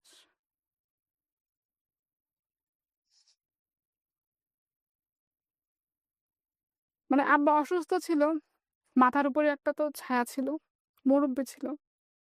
তো সবাই আমার আব্বার জন্য কান্না করতেছে, আশেপাশের বেডের থেকে লোকজন, ওয়ার্ডের থেকে লোকজন দেখতে আসছে আব্বাকে। তো আত্মীয়-স্বজন যারা আসতেছে সিঁড়ি থেকে চিৎকার করে, আমার ভাই বোন কান্না করতেছে। আমি আমার আব্বার লাশের পাশে বসে আছি, উঠি না ওখান থেকে। অনার্স কোন ইয়ারে তখন আপনি? First year. তখন হচ্ছে 3টা পরীক্ষা হয়েছে আমার। মে মাসের 23 তারিখে আব্বা মারা গেল। মানে আমরা ঢাকায় আসছি মেইনলি হচ্ছে আমার বড় খালা, আমার খালু জব করতো আর্মির, সেই খালা থাকতো ক্যান্টনমেন্টে, ওই সুবাদে আমাদের ক্যান্টনমেন্টে আসা। তো খালারা আমাদের মাথার উপর, ভাইয়েরা অনেক বড় একটা সাপোর্ট হিসেবে সবসময় ছিল। বড় বোনের তখন খালার ছোট ছেলের সাথে রিলেশন, ওই সময়টা ভাইয়েরা সবাই আসছে, হসপিটালের বিল টিল সব হচ্ছে ভাইয়েরা দিছে। তো ওদিকে আমার দাদি তখন অনেক অসুস্থ, দাদি তখন বেঁচে আছে, উনি তখন চোখে ভালো করে দেখে না। দাদি জানে যে আমার আব্বা অসুস্থ, বাট মারা গেছে, দাদিকে বলেনি। কেন আমার আব্বা হচ্ছে কি দাদির প্রথম সন্তান, বড়। 23 তারিখ সন্ধ্যা রানা দিয়ে 24 তারিখ ভোরবেলা হচ্ছে আমরা বাড়ি থেকে পৌঁছাইলাম। উঠানের মধ্যে বড় করে হচ্ছে সামিয়ানা টানায়। তো মনে করছে কি আব্বা যেহেতু অসুস্থ, বাড়িতে আসবে, আত্মীয় স্বজন সবাই দেখতে আসবে, দেখে বোধহয় এত আয়োজন করছে। আমার দাদি এটা মনে করতেছে, আমার চাচারা কেউ বলেনি। তো যখন আব্বা দাদি শুধু শুনছে যে ভোর রাতে অ্যাম্বুলেন্সটা ঢুকছে আমাদের বাড়ির, দাদি বাড়ির পাশেই হচ্ছে একদম মেইন রোড, অ্যাম্বুলেন্সটা ঢুকছে, আমার দাদি তখন আস্তে আস্তে করে বের হয়েছে। যখন দেখলো যে আব্বার কফিনটা বের করছে, তখন তো সে বুঝছে যে আব্বা নেই। তখন তো আমার দাদি মাথা ঘুরে পড়ে গেছে এখানে। 24 তারিখ সকালে হচ্ছে আমরা আব্বার দাফন করলাম। 2009 সালের 25 মে আইলা হয়েছিল। তো আমার হচ্ছে 3টা পরীক্ষা হয়ে গেছে, ফার্স্ট ইয়ার ফাইনাল ম্যানেজমেন্ট পরীক্ষা 27 তারিখে। সবাই বলতেছে কি যদি যেহেতু বাবা মারা গেছে, 1টা বছর গ্যাপ দাও। আব্বা তো যাওয়ার আল্লাহ নিয়ে গেছে, আমি 1টা বছর গ্যাপ দিয়ে আমার 1 বছর পড়াশোনার খরচ কে চালাবে? তো আমি শুনি না কারো কথা। পরে হচ্ছে আমার আম্মা বলে ঠিক আছে যেহেতু যাবে। তো 24 তারিখ বিকালে বাদ আসর মিলাদ হবে, মিলাদের আগেই হচ্ছে খালাতো ভাই আর হচ্ছে আর মামাতো ভাইয়ের সাথে একসাথে রওনা দিলাম। সন্ধ্যা হলো ফেরিঘাটে আসতে আসতে, তখন তো সেতু ছিল না। ফেরিঘাটে যখন আসলাম যে ফেরি পার হয়ে আসবো, তখন সন্ধ্যা হয়ে গেছে অলরেডি। তো যখন সন্ধ্যাবেলা ফেরিঘাটে গেলাম, ওদিকে দেখি কারেন্ট টারেন্ট কিচ্ছু নাই, পুরো অন্ধকার। পদ্মার কথা বলছেন আপনি? পদ্মা। ফরিদপুরে একবার গিয়েছিলাম আমি, সারদা সুন্দরী মহিলা কলেজ, ওই কলেজে গিয়েছিলাম ডিবেটের জাজ করার জন্য। তো পদ্মা একবার পার হয়েছে রাতের বেলা, সে একটা অসম্ভব সুন্দর দৃশ্য। ফেরির উপরে উঠে দেখি ভাইয়া ওইখানে পাড়া দেওয়ার মতো জায়গা নাই। জানে যে সবাই আইলা হবে, বাড়িঘর ভেঙে যাবে, নদীর পাড়ের সবাই ৩ তালা মনে করে ফেরির উপরে যেয়ে বসে আছে ওহো! আশ্রয়ের জন্য। ঝড়, বৃষ্টি, বাতাস বাড়তেছে। হুম। পরে সবাইকে বলতেছে ফেরি থেকে নেমে যান আপনারা। ফেরি এভাবে দুলতেছে। খালাতো ভাই আমার মানে খালার বড় ছেলেকে ফোন করে ওইখানকার এক স্থানীয় কার ঠিকানা নিল। নিয়ে ওনার বাসায় অন্ধকারে কিভাবে আমরা ৩ জন মিলে গেলাম। আমি ওই এক জামা পরা, আব্বা মারা গেছে, একটা জামা পরে গেছি। ওই এক জামা পরে ৩-৪ দিন চলতেছে। ফেরিতে যখন উঠছি বাতাসে টান লেগে জামা আমার এখান থেকে এতক্ষণে ছিঁড়ে গেছে। আমি জামা এখানে এরকম গিঁট দিয়ে রেখে ওরকম ওড়না পেঁচায় ফিরে থেকে নামছি। তারপর যে বাসায় গেলাম, ওই বাসাটা পুরা হচ্ছে অন্ধকার, কারেন্ট-টারেন্ট নাই। ওরা আবার আমাদের দেখে খিচুড়ি-টিচুড়ি রান্না করলো। আমার খালাতো ভাইয়ের ফ্রেন্ড ওখানকার মানে নেতা-টেতা এরকম কিছু একটা হবে। পরদিন সকালে রওনা দিলাম। ২৫ তারিখ রাত গেল, ২৬ তারিখ সকালে এসে পৌঁছাইছি ঢাকাতে। বাসায় একা থাকতে পারবো না। ভাইয়ের বাসায় গেছি। ওখানে রাতটা থেকে কোনরকম পড়লাম। আমার ভাই-বোন, মা সবাই গ্রামে। পরের দিন যখন পরীক্ষার হলে গেছি, সবাই আমাকে দেখে অবাক হয়ে গেছে। যে, "তোমার না বাবা মারা গেছে, তুমি কি করে আসলা পরীক্ষা দিতে?" আমি কি পরীক্ষা দেব? আমি শুধু পরীক্ষা দিতে টপ করে আমার চোখ দিয়ে পানি পড়তেছে। এর মাঝে আমার ছোট বোনটা যখন ম্যাট্রিক পরীক্ষা দেয়, আব্বা তখন অসুস্থ। ঝড়ের পরের দিন সকালে যখন গাড়িতে করে আবার ঢাকায় আসতেছি, তখন খবর পেলাম যে এসএসসি রেজাল্ট দিছে আমার বোনের, ছোট বোনের। তো ও হচ্ছে ভাই অনেক ভালো রেজাল্ট করছে আমাদের সবার থেকে মাশাআল্লাহ। তারপর হচ্ছে আমার আম্মা ওরা সবাই ঢাকাতে ব্যাক করলো ১ দিন পরে। তারপরে ২০১০ সালে আমি জয়েন করলাম বাইং হাউসে। আমার খালাতো ভাই একটা জবের ব্যবস্থা করে দেয় বাইং মানে এটা কি আপনি অনার্সে পড়া অবস্থায়? অনার্সে পড়া অবস্থায়। বাইং হাউস বলতে যেটা হচ্ছে ওনারা বিভিন্ন ওয়ার্ডার নিয়ে আসে আরকি। অর্ডার নিয়ে আসে। হ্যাঁ। Okay. But it's a parts of garments. Garments এর জন্যই ওয়ার্ডার নিয়ে আসে, তাই তো? হুম, জি। হুম। তারপর? আমি যখন বাইং হাউসে জয়েন করি তখন বেতন হচ্ছে আমার ৳৮,০০০। তখন অনেকে মানা করছে, "বাইং হাউসে জয়েন করো না। বাইং হাউস ভালো না। মেয়ে মানুষ কাজ করতে পারবা না। অনেকে এই করবে, সেই করবে।" তারপরেও গেছি যে আমার চাকরির দরকার, আমার তো করতে হবে। তখন আমার বোন চাকরি ওটা করতেছে, কন্টিনিউ করতেছে। আর ছোট ২ ভাই বোনের পড়াশোনা চলতেছে। ৳৮,০০০ বেতন। তারপরে ৬ মাস পরে এটা বাড়ায় আবার ৳১২,০০০ করে দিল। তো বোন তখনও জব করতেছে। ও জব করে, ওর টাকাটাও ফ্যামিলিতে দেয়। আমার টাকাটাও হচ্ছে আমি চাকরি করে প্রত্যেক মাসে মার হাতে দিয়ে দিই। তো ভাই বোনের পড়াশোনা, সংসার খরচ। তারপরে বাবা নাই মাথার উপর, এটা যে কত বড় একটা অভিশাপ। বাবা যদি অসুস্থ হয়ে বিছানায় পড়েও থাকতো, সেটাও অনেক বড় একটা ব্যাপার ছিল। ওদিন পহেলা বৈশাখ আমার মনে আছে। তো আমি হচ্ছে গোসল করে জাস্ট বের হইছি, চুলগুলা ছাড়া, হাতে মেহেদি নেওয়া। তো আমার বোন পরিচয় করায় দিচ্ছে যে, এই যে রনি ভাই, উনার সাথে আমার রাস্তায় দেখা হয়। আবার আমার মানে ওর ২ টা টুইন বোন আছে। ওই বোন ২ টা আমার সাথে ইন্টারে একসাথে পড়তো। হুম? তো ও বলতেছে কি, ওই যে ইতি-সিতির ভাই রনি ভাই আমার সাথে রাস্তাঘাটে দেখা হয়ে পরিচয়। ভাই একটা কাজে আসছে এখানে, আমাদের বাসায় আসছে। তো আমি জাস্ট হ্যালো দিয়ে, হাই দিয়ে আমি রুমে চলে গেছি। তারপরে একদিন অফিস থেকে আসার সময় গাড়ি থেকে উনি নামছে, আমিও নামছি। নেমে রিক্সা নিবো। তো বলতেছে কি যে, "তুমি শিমুল না?" আমি বলছি, "হ্যাঁ।" বলে, "আমার সঙ্গে চলো, রিক্সায় যাই।" তো রিক্সায় আসতেছে, কথা বলতেছে, গল্প করতেছে। তো আমি শুধু শুনতেছি, আমি কিছু বলতেছি না। রিক্সা থেকে যখন নামবো তখন বলতেছে, "তুমি মনে হয় আমাকে চেনো নাই, তাই না?" আমি বলছি, "না ভাইয়া, আমি আপনাকে চিনি নাই।" বলতেছে কি যে, "আমি রনি। ওইদিন তোমাদের বাসায় গেছিলাম যে।" আমি বলছি, "ও আচ্ছা, হ্যাঁ, এখন চিনতে পারছি।" পরে উনি নেমে গেছে। আমি বাকিটা রাস্তা বাসায় যেতে হাসতেছি একা। আমার অফিস বারিধারা ডিউসেস থেকে আমি এসে এমইএস নামতাম, আর উনি উত্তরা থেকে এসে এমইএস নামতো। তখন এমইএস এর ওখানে ফলের দোকান ছিল। হুম। ইচ্ছা করে প্রত্যেকদিন ফল দেখতো। তো আমি প্রত্যেকদিন এসে বলতাম, "ভাই কি করেন?" বলছে যে, "ফল দেখতেছি।" তো আমি বলছি, "কিনেন?" বলল, "না থাক, কিনবো না, চলো যাই।" হুম। চলো যাই বলে আমরা একসাথে রিক্সায় করে আসতাম। তো আমাদের ওই যে দেখাটা হচ্ছে এতটুকুই। দেখা, সাক্ষাৎ, কথাবার্তা। রিক্সায় যেতাম সকালে, রিক্সায় আসতাম।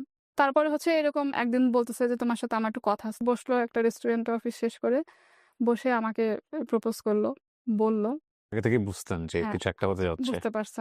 তো পরে আমি বললাম যে, "দেখেন, আপনি আমার ফ্যামিলিতে কথা বলেন।" তখন আমার বড় বোনের বিয়ে হয়নি। "যদি হচ্ছে আমার ফ্যামিলি থেকে রাজি থাকে, আমার কোনো সমস্যা নেই।" তো বলে, "ঠিক আছে, আমি কথা বলব, সমস্যা নাই। বাট আমরা তো একসাথে যাওয়া আসার পথে দেখা হচ্ছে, আমরা তো যাওয়া আসা করতে পারি।" আমি বলছি, "ঠিক আছে এরকম।" তো এভাবে করে যাওয়া আসা করতেছি। যাওয়া আসার পথে কথা বলতে একটা ভালো রিলেশন হয়ে গেল। তখন থেকে রিলেশন আমাদের। হ্যাঁ, বাট ওই যে আমি তোমাকে ভালোবাসি, তুমি আমাকে ভালোবাসো, এরকম কখনো বলা হয়নি। হুম। হুম। আবার আমাদের কথা হতো খুবই কম। রাতে বাসায় আসতাম। অফিস থেকে আসছি, খাওয়া-দাওয়া করছেন, আমি আপনি করে বলতাম। তুমিতে আসছি আমি অনেক পরে। খাওয়া-দাওয়া করছেন? কি করতেছেন? ঘুমাচ্ছি। এই এতটুকুই শেষ কথাবার্তা। তো আমার বোন শুনছে যেন কার কাছে যে আমি ওর সাথে একসাথে আসতেছি। এসে আমার মার কাছে বলছে। তো এটা নিয়ে আমার মা আমাকে একটু বকা দিছে। যে এরকম কেন এলাকার মধ্যে একসাথে এরকম যাওয়া আসা করে মানুষে দেখে, কথা বলে, এভাবে একসাথে যাওয়া আসা করবা না। এসে তো আমার এটা খুব রাগ লাগছে। তখন হচ্ছে আমি রাগ করে ওকে ওই কথাটা বলি। যে, "এটা না আমার বোন এই কথাটা বলছে।" মাও রাগ করছে। তো ও ওদিন হয়তো অফিস বন্ধের দিন ছিল, বিকালে আমাদের বাসায় আসছে। বিকালে এসে আমার আম্মার সাথে কথা বলছে। বলছে কি, "খালাম্মা, শিমুলকে হয়তো এই ব্যাপারে কিছু বলছেন। তো যদি আপনাদের কোনো সমস্যা না থাকে আমার ফ্যামিলি থেকে আমি সবাইকে পাঠাই।" তখন ওর বড় ভাইয়েরও বিয়ে হয়নি। আমার ভাসুর যে ওকে। তারও বিয়ে হয়নি, আমার বড় বোনের বিয়ে হয়নি।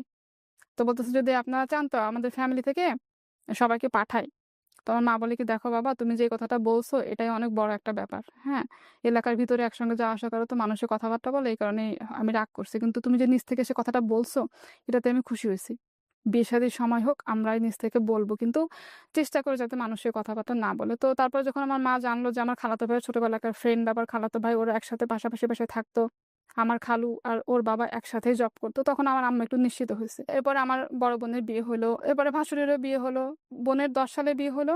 এই ১১, ১২, ২ বছরে ওদের বাসা থেকে আম্মাকে বলছে যে, "আমরা আসি, আমরা আসি।" তাও আম্মা বলে কি, "না, আমি এটা হুট করে কাউকে আনবো না। যখন বিয়ে দিব মেয়েকে তখন একবারে বলবো আসেন। বিয়ে দেওয়ার সময় হোক।" যাই হোক সবকিছু হওয়ার পর ২০১৩ সালে হচ্ছে আমাদের বিয়ে হলো। সবকিছু সুন্দরভাবে ভালোভাবে বিয়ে-শাদী হয়ে গেল। বিয়ে হওয়ার পরে আ জাস্ট তার পরের মাসেই হচ্ছে ভাই আমি কনসিভ করলাম। আমি জানি আমার মাথার উপরে কত বড় দায়িত্ব। আমি কিন্তু বিয়ের পরেও যে সেলারিটা পাচ্ছি আমি আমার আম্মাকে সম্পূর্ণটা দিয়ে দিচ্ছি। এটা কি আপনার হাসব্যান্ডের সঙ্গে আপনার মিউচুয়াল ডিল ছিল? মানে লাইক ও জানতো যে আমার ফ্যামিলিতে সাপোর্ট হচ্ছে আমি আর আমার বড় বোন।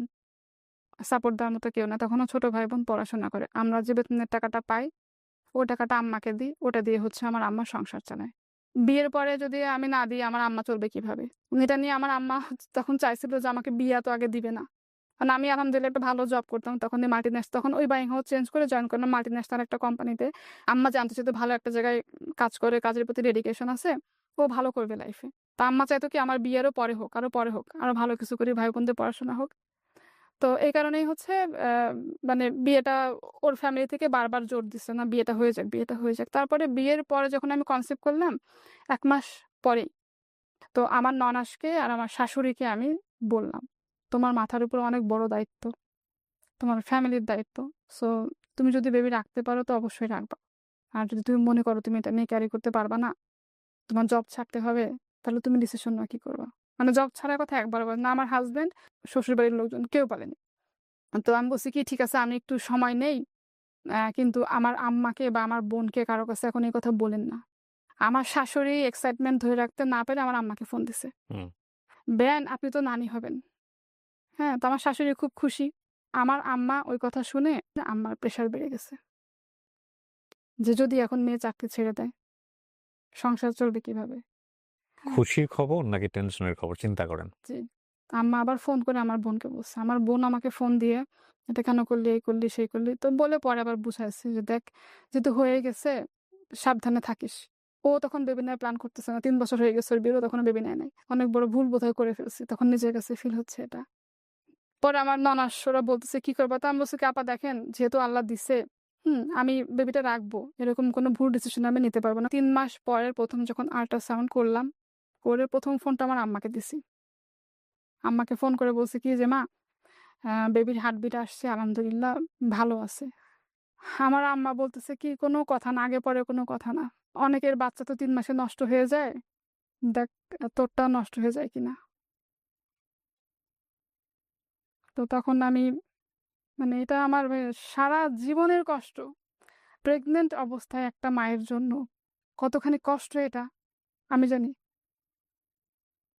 দেন আমি ফোন রেখে দিছি। আমি কোনো কথা আর বলিনি। তো হয়তো মার জায়গা থেকে মা ঠিক ছিল। আমি এ কথা কখনো কাউকে বলি না। আমার হাসব্যান্ডও জানতো না। শাশুড়ি বলে কি, "তুমি তোমার মার বাসায় যাও। তুমি খাওয়া-দাওয়া ঠিকমতো করতে পারতেছো না।" পরে আমার আম্মা তখন বলছে, "ঠিক আছে পাঠায় দেন।" তো গেছি মার বাসায় ৩ মাস পরে গেছি। কিন্তু মানুষের এত কথা শুনতাম ভাইয়া বিশ্বাস করবেন না। আমি আমার অফিসে কোনো কথা শুনি নাই। বাসায় যখন আসতাম আমার কাছে মনে হতো কি আমি দুনিয়ার সবথেকে বড় ভুল করছি এটা। এমন কোনো রাত নাই যে ভাই আমি কান্না করি নাই। যে আপনার হাসব্যান্ড এই বিষয়টা বুঝতো মানসিক বিষয়টা যে কেন আপনার উপর এই প্রেশারটা হচ্ছে আপনার ফ্যামিলি থেকে বা সামথিং আমি বলতাম না। ৩ মাসের পর যে মার বাসায় আসতাম আমি ওই সময়টাতে পুরাটা মার বাসায় থাকতাম। মার বাসায় ছিলাম। আমার হাসব্যান্ড মাঝে, মাঝে আসতো। মার সারাক্ষণ দেখতাম মন খারাপ থাকতো। মাস শেষে কিন্তু বেতনটা মাকেই দিচ্ছি। তারপরেও টেনশন। তারপরেও টেনশন আমার কাছে মনে হচ্ছে কি আমি এই বাসায় আসছি তার মতো আমি থাকতেছি। এরকমভাবে আমি থাকছি। বাট এমনিতে টেক কেয়ার করতো, খোঁজ খবর নিত। আমার বোনও আসতো। এরপর যখন ৮ মাসের সময় হচ্ছে আমি মানে ম্যাটারনিটি লিভে যখন আসবো ৪ মাসের, তো তখন আমি চিন্তা করলাম যে আমি তো প্রত্যেক মাসের বেতনটা মাকে দেই। সো আমি যখন ৪ মাস লিভে থাকবো, আ এই সময় তো আমি ম্যাটারনিটি বেনিফিটটা আমি পাবো না। বেবি হওয়ার পর যখন জয়েন করব তখন 2টা ইনস্টলমেন্টে বেনিফিটটা আমি পাবো। তো এই 4টা মাস মা চলবে কিভাবে? কয়েকজন কলিগের থেকে কিছু টাকা লোন করে 40,000 টাকা মাকে দিলাম। যে আমি জানি আমি এই টাকাটা মাকে না দিয়ে আমি লিভে এসে বসতে পারবো না বাসায়। বিভিন্ন রকম মানসিক প্রেশার আমার উপরে আসবেই। বাট যে কারণে কথা শোনাচ্ছে যে আমি সংসারের দায়িত্ব পালন করব না, আমি কিন্তু দিব্যি পালন করে যাচ্ছি। হুম। পরে বেবি হলো। বেবি হওয়ার পর তারপরে আবার সব ভালো আলহামদুলিল্লাহ। আমার বাচ্চার টেক কেয়ার ঠিকভাবে করতো মা। তো তারপরে আবার বাচ্চাকে দেখার জন্য আমি একটা কাজের লোক বাসায় রেখে দিলাম পার্মানেন্ট। মেয়ের যখন 1 মাস 20 দিন বয়স তখন আমি হচ্ছে জবে জয়েন করলাম গিয়ে।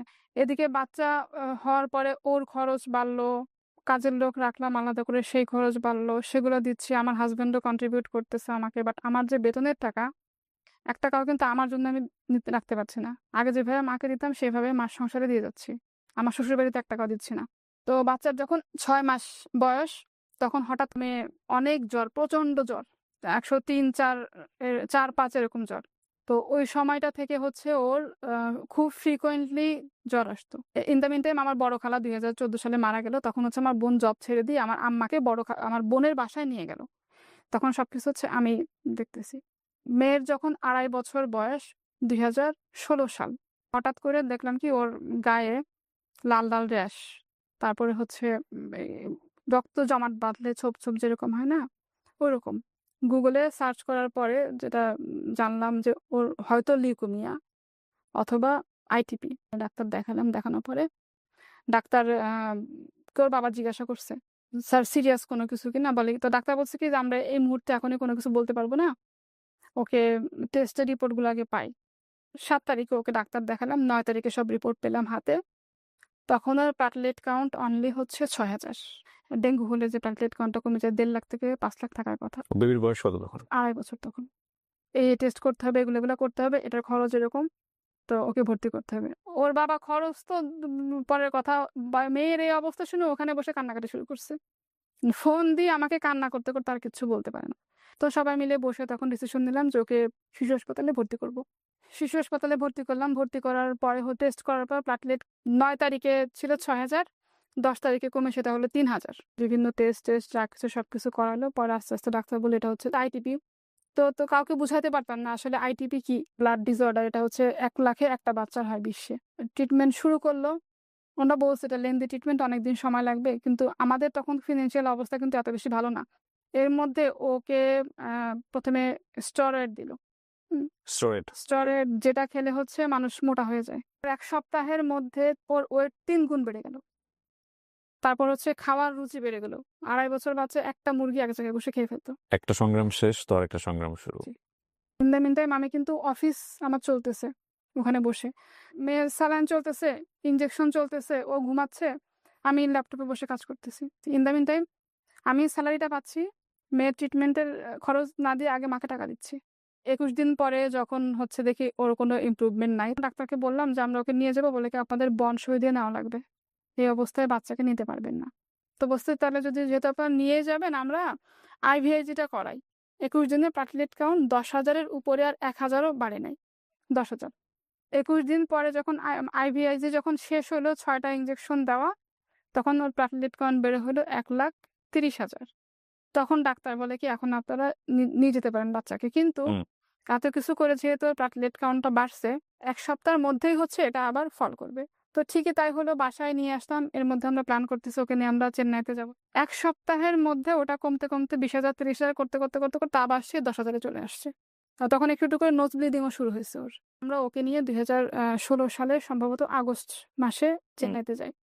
টানা 21 দিন চেন্নাইতে তো ট্রিটমেন্ট চললো। তো ডাক্তার ওখান থেকে বলছে দেখেন যে অনেকের হচ্ছে 6 মাসের মধ্যে ভালো হয়ে যায়, কিন্তু আপনার বাচ্চাটা যেহেতু ভালো হচ্ছে না, এত কিছু করার পরে হয়তো এটা সময় লাগবে। চেন্নাই থেকেও মেডিসিন দিল। তো 21 দিন পরে দেশে আসলাম। আসার পরে মেয়ে আরো অসুস্থ, সমানে হচ্ছে নোজ ব্লিডিং, আর কাশতে কাশতে মানে এরকম গামছা ধরে রাখতাম, কাশি দিয়ে ফেলতো ব্লাড, নাক দিয়ে ব্লাড। তো ওটা যখন বাথরুমে ধুইতাম মানে কাঁচা রক্তের গন্ধ। ওহো, বাচ্চা বয়স কত তখন? 2.5 বছর। তখন পুরো বালতি লাল হয়ে গেছে, গামছা এরকম ধরে রাখতাম, বমি করতেছে, পুরো রক্ত বেরোচ্ছে। তো ওই যে রক্তের গন্ধ, ব্লাডের গন্ধ, ওটা মনে হয় আমার কাছে এখনো লাগে। হ্যাঁ, মনে করছিলাম যে ভাই আমার জব থাকবে না, 3 মাস যেহেতু বাসা থেকে কাজ করতে জব থাকবে না, বাট আলহামদুলিল্লাহ আমি 3 মাস যে সাপোর্ট দিছি ওটার জন্য ওটা আমি অ্যাওয়ার্ড পাইছি অফিস থেকে। মাশাআল্লাহ। আমার বস অ্যাওয়ার্ড দিছে। ওর ট্রিটমেন্ট এরকম চলতে থাকলো। 6 মাস পরে আবার চেন্নাই গেলাম। পরে মেডিসিন খাওয়াতে এমন হলো ইমিউনিটি সিস্টেম এত বেশি কমে গেল, যখন তখন জ্বর আসতো, যখন তখন অসুস্থ। ওই অবস্থায় রেখে আমি চাকরি করতেছি। কারণ এখন আমার কন্ট্রিবিউট করতে হবে, হ্যাঁ? 17 সালে আলহামদুলিল্লাহ আমার একটা বেশ ভালো একটা অফার আসে, বেটার অপরচুনিটি। তখন আমি জব আবার চেঞ্জ করি। তখন 17 সালটাতে একটু ভালো স্কুলে ভর্তি করব। তো তখন আমার শাশুড়ি বলতেছে কি, "তাহলে তোমরা এক কাজ করো। তোমার মা যেখানে থাকে ওই বিল্ডিং এ বাসা নাও, ওকে স্কুলে নিয়ে যাবে।" এই কারণে। হ্যাঁ, তো আসলাম, আলাদা হয়ে আসলাম। তখনও আমার কন্ট্রিবিউশন আমার আম্মাকে আমি টাকা-পয়সা দিয়ে যাচ্ছি। আম্মার মেডিসিনের জন্য, ভাইয়ের পড়াশোনার কিছু টাকা-পয়সা, ছোট বোনের ওরাও স্ট্রাগল করছে। আমার ভাই-বোনরা সবাই প্রচুর স্ট্রাগল করছে। আব্বা মারা যাওয়ার পর থেকে আম্মার ডায়াবেটিক, প্রেশার, তার প্রত্যেক মাসে আম্মার ডাক্তার দেখাইতে হতো, মেডিসিন লাগতো, সবকিছু চলতেছে। 16 সাল থেকে ওই যে মেয়েকে নিয়ে শুরু হলো, বছরে 2 বার করে চেন্নাই যেতাম। যতবার গেছি অতবার ব্যাংক লোন করে নিয়ে যাচ্ছি। আবার এসে লোন পরিশোধ করতে না করতে আবার ৬ মাসের মধ্যে আবার মেয়েকে নিয়ে চেন্নাইতে যাও। তো এইভাবে করেও কিন্তু ওর কোনো ইমপ্রুভমেন্ট নাই। যখন তখন জ্বর, যখন তখন অসুস্থ। প্লেটলেটকাউন্ট যে ১০,০০০, ১০,০০০ই, ওর থেকে ১,০০০ও বাড়ে না। ওকে যে স্কুলে ভর্তি করব যে পড়াশোনা করতে পারবে কিনা, স্কুলে যেতে পারবে কিনা সেটাই তো সন্দেহ। আবার ডাক্তার বলছে ওর কোথাও কাটলে সহজে ব্লাড বন্ধ হবে না। ব্যথা পেলে গোল, গোল চাকা হয়ে যায়। ডাক্তার বলছে স্কুলে যদি ভর্তি করেন, যদি আল্লাহ না করুক ও খেলাধুলা করতে গিয়ে পড়ে যায়, মাথায় লাগলে ব্রেইন হ্যামারেজ হবে, থাকবে না। এই অবস্থায় আপনি আপনার মানে ফ্যামিলি চালাচ্ছেন। তখন একটু কমে আসছে। প্রেসক্রিপশন আমি ভাবে চাইলে দেখাতে পারি, নিয়ে আসছি। এত বড় প্রেসক্রিপশন, রাতে ঘুমাতে পারতাম না। হঠাৎ করে ব্লিডিং শুরু হয়েছে, পুরো বালিশ মাখায় গেছে। ঘুমের মধ্যে ব্লিডিং হচ্ছে। টিস্যু এরকম ধরে দিয়ে রাখছে। টিস্যুর পর টিস্যু ভিজতেছে, নোজ ব্লিডিং হচ্ছে, গাম ব্লিডিং হচ্ছে। সারারাত মেয়েকে নিয়ে বসে আছি। মেয়ের ১০২, ৩ জ্বর, সকালে গিয়ে আবার অফিস করতেছি। বোন দেখতেছে, মা দেখতেছে, কাজের লোক দেখতেছে, এরকম করে সেই ২০১৬ সাল থেকে এ পর্যন্ত চলতেছে। যদিও এটা কোনো জেনেটিক সমস্যা না। তখন একটা বাচ্চা নিয়ে এত দৌড়াদৌড়ি করতেছি, এত কষ্ট করতেছি, এত স্ট্রাগল করতেছি। সেকেন্ড বেবিটা নিয়ে আমরা কিভাবে আবার এত দৌড়াদৌড়ি করবো, এই প্ল্যান করে কোনো বেবিও নেয়নি। ইন দ্য মিন টাইম আম্মার অবস্থাও আরো আস্তে আস্তে খারাপ হচ্ছে। অসুস্থতা আম্মার কিন্তু বাড়তেছে, আম্মার খরচও ওদিকে বাড়তেছে। হ্যাঁ, এর মধ্যে ছোট বোনের বিয়ে হয়েছে। তো ভাইও পড়াশোনা করতেছে। সবকিছু মিলে সবাই মিলে চেষ্টা করতেছে আম্মার ট্রিটমেন্টটা করানোর জন্য। তার মধ্যে জব করি। আমি হচ্ছে ভাই বোনদের মধ্যে একা। করোনা যখন হলো, করোনার টাইমটাতে আমারও তখন করোনা হয়েছে। টানা ৫ দিন প্রায় বাসায় হচ্ছে অক্সিজেন সাপোর্টে ছিলাম। এত ক্রিটিক্যাল অবস্থা ছিল, প্রচুর খারাপ অবস্থা। আমার বোনের হাজবেন্ডের একসাথে। পরে আমি করলাম কি, আমার হাজবেন্ডকে মেয়েকে দিয়ে হাজবেন্ডকে পাঠাই দিয়েছে আমার শ্বশুর বাড়িতে। তারপরে বাসায় আসার পর আমার হাজবেন্ডেরও হলো, কিন্তু আল্লাহর রহমত মেয়ের হয়নি। ওই সময়টাতে আমার অফিস হচ্ছে উত্তরাতে। তো আমি ক্যান্টনমেন্ট থেকে করোনার পরে জার্নি করে যেতে পারতাম না। মানে এত বেশি জয়েন্ট পেন, এত বেশি ব্যাক পেন, যে বসে এগুলো এখনো আছে। এই যে ব্যাক পেন এখনো বসে আছে, আমি শক্ত হয়ে আছে পিঠের মধ্যে। তো যেতে পারতাম না। পরে আমার হাজবেন্ডকে বললাম কি, চলো তাহলে আমরা উত্তরা চলে যাই। তো তখন ২০২০ সালে করোনার পরের টাইমটাতে উত্তরের বাসা নিলাম। করোনার পর থেকে আমি মেন্টালি মানে খুবই ডিপ্রেসড। পরে ডাক্তার দেখাইলাম, ইভেন রোকাইয়াও করাইলাম। পরে বলে কি, আপনার একটা বেবি নেন, একটা বেবি নিলে হয়তো আপনি একটু স্ট্রেস থেকে বের হয়ে আসতে পারবেন। তারপরে প্ল্যান করলাম সেকেন্ড বেবির। পরে আলহামদুলিল্লাহ কনসিভ করলাম। এর মধ্যে জব কিন্তু জবের জায়গায় চলতেছে। এরপরে সেকেন্ড বেবিটা যখন হলো, ওই বেবির বয়স যখন ৬ মাস, তখন এই বড় মেয়ের ট্রিটমেন্ট তো টানা চলতেছে। চেন্নাই থেকে বলছে কি, ওর হচ্ছে একটা সার্জারি করতে হবে, এটাকে বলা হচ্ছে স্প্লেনোক্টমি। মানে স্প্লেনটাকে রিমুভ করে ফেললে হয়তো সে ভালো হতে পারে। যদি কখনো প্ল্যান করেন তখন আসেন। তাছাড়া হচ্ছে আপনাদের চেন্নাইতে আর এখন আসার দরকার নেই। ওর তো কোনো ইমপ্রুভ হচ্ছে না। হ্যাঁ, এরপরে যখন উত্তরায় গেলাম, টানা এমন কোনো ডাক্তার নাই ওকে দেখায়নি। এক ডাক্তার দেখাইতাম, ২ মাস পর চেঞ্জ, সে ফেল, আমি পারতেছি না। কোনোভাবে তার প্লেটলেট কাউন্ট বাড়ানো, ওইরকম নোজ ব্লিডিং, গাম ব্লিডিং চলতোই। ইন দ্য মিন টাইম মা হচ্ছে হার্ট অ্যাটাক করলো একবার। মাকে ভর্তি করা হলো হার্ট ফাউন্ডেশনে। মেয়েকে নিয়ে তো এরকম চলতেছে। ২০ সাল থেকে আম্মা অসুস্থ হতে ২১ সাল কি ২২ সালের দিকে আম্মার কিডনির সমস্যাটা বেড়ে গেল। আম্মার ডায়ালিসিস শুরু হলো। তো এর মধ্যে আম্মার ডায়ালিসিসে তো প্রচুর খরচ। মার ট্রিটমেন্টে আমার ভাই বোন মিলে সবাই দিছে। আমিও আমার সাধ্যমতো কন্ট্রিবিউট করি যতটুকু পারছি। তো এভাবে করে ৩ বছর টানা মার ট্রিটমেন্ট চললো, ডায়ালিসিস। গত বছর অক্টোবর মাসে আম্মা মারা গেছে। এর মধ্যে ছোট ভাইকে বিয়ে দিলাম। ওর সংসার হইলো। ও জব টব করতেছে। কিন্তু এই যে মেয়েকে নিয়ে স্ট্রাগল, এরকম হয়েছে একটা মেডিসিনের দাম ১,০০০ টাকা।